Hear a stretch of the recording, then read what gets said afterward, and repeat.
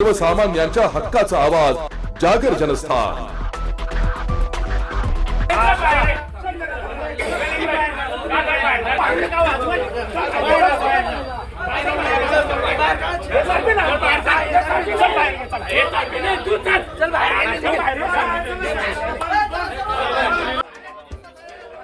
धुळे शहरातील SRPF gas agency बाहेर घरगुती गॅस सिलेंडर मिळण्यावरून SRPF जवान व नागरिकांमध्ये वाद झालाय।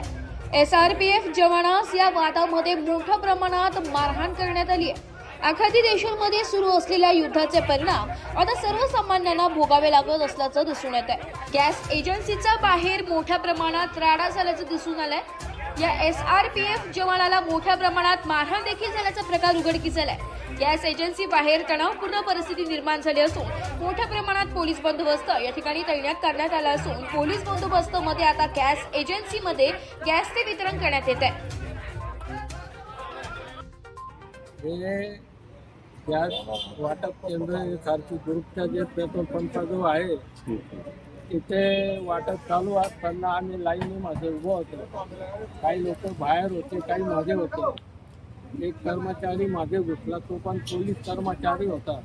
त्यांचा इन्चार्ज जो आहे इथला तो सिव्हिल ड्रेसमध्ये असल्यामुळे त्यांनी त्याला फक्त एवढं सांगितलं की बाजूला त्याला राग आला। त्या माणसाला हाताला धरून बाहेर फेकलं आणि सगळ्यांनी त्यांच्या 4-5 कर्मचाऱ्यांनी मिळून त्या कर्मचाऱ्याला खाली ढोकून मारलं।